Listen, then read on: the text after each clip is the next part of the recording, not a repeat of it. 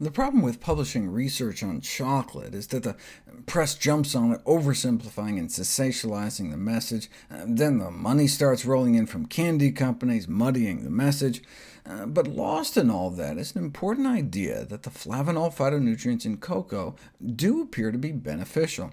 The sugar in chocolate isn't good for us. The fat and excess calories in chocolate aren't good for us.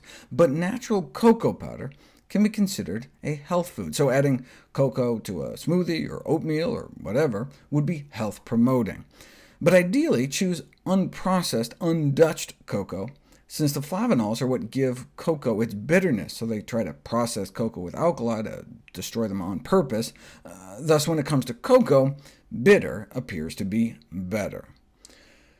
In my video on chocolate and artery function, I showed how dark chocolate could improve the function of coronary arteries in the heart within 2 hours of consumption using fancy angiography, but there are some blood vessels you can visualize with your eyes. The blood vessels in your eyes. 2 hours after eating dark chocolate, significant improvement in the ability of the little veins in your eyes to dilate. What about the blood vessels in your legs? Peripheral artery disease, atherosclerosis in the arteries feeding your limbs, leading to claudication, a crampy pain in your calf muscles when you try to exercise due to impaired blood flow. So maximal walking distance and maximal walking time were studied in 20 peripheral artery disease patients 2 hours after eating dark chocolate with a respectable 85+% cocoa, or after eating wimpy milk chocolate. After the dark chocolate, they could walk about a dozen more yards in about 17 more seconds than before the dark chocolate, but after the milk chocolate, they weren't even able to walk as far as baseline in not a single second more. So there does seem to be something in cocoa that's helping, but a few seconds here or there aren't going to cut it. How about reversing the atherosclerosis, which we didn't even think possible until 1977? Wait, what happened in '77? Dean Ornish didn't start publishing on heart disease reversal until 1979. Well, actually, the first demonstration of atherosclerosis reversal with a cholesterol-lowering diet and drugs wasn't on the coronary arteries going to the heart, but rather the femoral arteries going to the legs.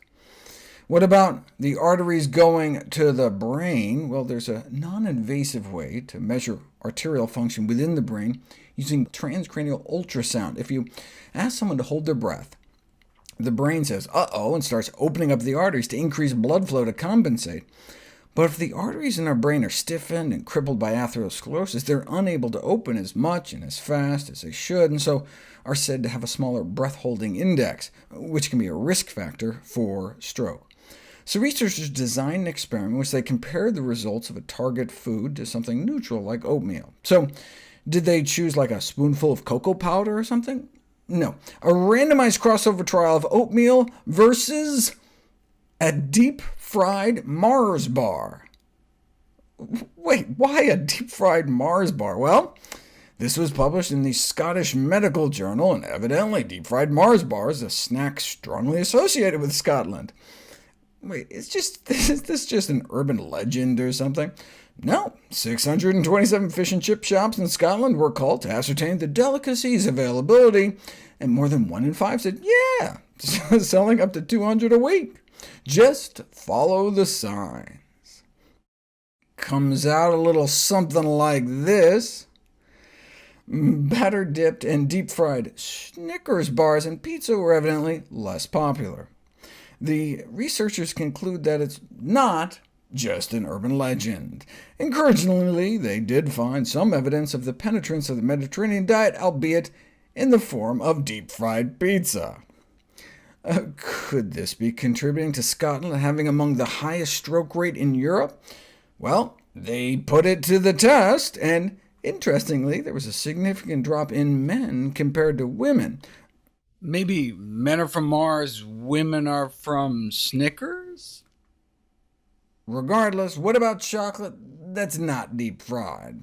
There's been a few population studies that have followed people over time, and found that those who ate chocolate appeared to have lower stroke rates, since confirmed by another study, but maybe chocolate consumption just happens to be related to other behaviors that are heart and brain healthy. Like, hey, people that exercise a lot have to eat more food, period, so maybe they eat more chocolate.